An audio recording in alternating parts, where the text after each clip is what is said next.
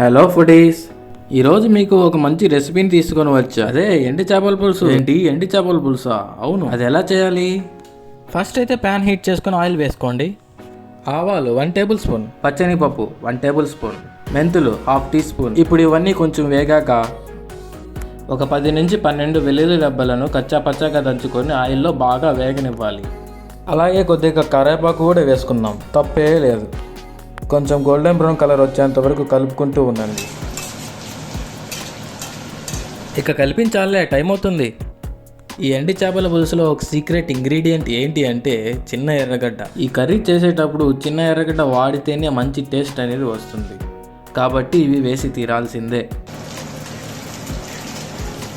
ఉల్లిపాయలు మెత్తగా అయ్యేంత వరకు వేపుకోండి. ఉల్లిపాయలు త్వరగా వేగడానికి 1 టీ స్పూన్ సాల్ట్ వేసుకోండి. ఇలా సాల్ట్ వేయడం వల్ల ఉల్లిపాయలు అనేవి త్వరగా వేగుతాయి. చూడండి, ఉల్లిపాయలు ఇలా వేగిన తర్వాత ఒక పెద్ద 3 టమాటాల సన్నని తరుగు వేసుకొని బాగా వేగనివ్వాలి. ఇలా వేగిన టమాటాలలో ఒక 1/2 టీ స్పూన్ పసుపు వేసుకొని కలుపుకుందాం. ఈ టమాటాలు బాగా మగ్గేలోపు ఇప్పుడు ఒక గిన్నెలో వేడి నీళ్ళు తీసుకొని 10 నిమిషాల పాటు ఈ ఎండు చేపలను బాగా నానబెట్టుకుందాం. ఇలా నానబెట్టుకున్న ఎండు చేపలను ఒక ఫోక్ సహాయంతో బాగా కలుపుకుందాం. ఫోక్తో ఎందుకు కడగాలి అంటారా? ఎందుకంటే మన చేతులు గుచ్చుకుంటాయి కాబట్టి. ఇప్పుడైతే ఈ చేపలను వాటర్ నుంచి సెపరేట్ చేసి పక్కన పెట్టుకుందాం. చూసారా మన టమాటాలు ఎంత బాగా మగ్గాయో? ఇలా మగ్గబెట్టుకోవాలి బాగా.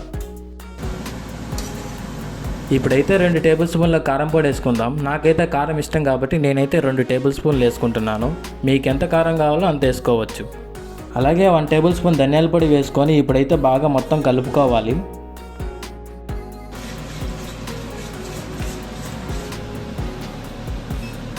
ఇప్పుడైతే నిమ్మకాయ సైజంతా చింతపండుని బాగా నానబెట్టుకోవాలి. నానబెట్టి పిసికిన చింతపండు రసాన్ని ఇందులో వేసుకొని 3 మినిట్స్ వరకు కలుపుకుందాం. ఇప్పుడు ఈ గ్రేవీ దగ్గర పడేంత వరకు మనం ఆ చేపల తలకాయలను సపరేట్ చేసుకుందాం. మరి ఏంట్రా ఇంత వైల్డ్గా మాడుతున్నావు? మరి అదే కదా ఇప్పుడు చేయబోయే పని. ఇప్పుడైతే చూపిస్తున్న విధంగా చేప తల బాడీ సపరేట్ చేసుకుందాం. సెపరేట్ చేసిన ఈ చేపలను మళ్ళీ బాగా కడుక్కొని పక్కన పెట్టుకుందాం.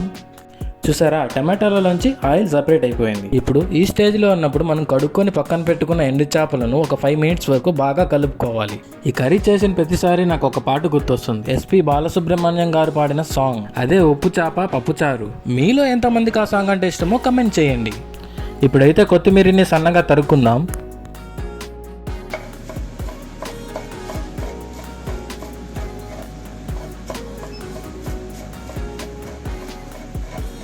తరిగిన కొత్తిమీరని కొద్దిగా వేసుకొని కలుపుకుందాం. కర్రీ కొద్దిగా పలుచగా కావాలనుకున్న వాళ్ళు కొద్దిగా వాటర్, సాల్ట్ యాడ్ చేసుకొని ఒక 3 మినిట్స్ పాటు మీడియం ఫ్లేమ్ పైన ఉంచుకుందాం. ఇలా కలుపుకున్న తర్వాత ఒక చిటికెడు ఇంగువ వేసుకుందాం. ఇప్పుడు మళ్ళీ కొద్దిగా కొత్తిమీర వేసుకొని అలా గార్నిష్ చేసుకుందాం. చూసారా, మన డిష్ అయితే కంప్లీట్ అయిపోయింది. చూడండి, కలర్, స్మెల్, టేస్ట్ అన్నీ పర్ఫెక్ట్. మీరు కూడా ట్రై చేసి ఎలా అనిపించిందో కమెంట్ చేసేయండి. మరిన్ని వీడియోస్ కోసం సబ్స్క్రైబ్ చేసుకొని బెల్ ఐకాన్ని ఆన్ చేసి పెట్టుకోండి.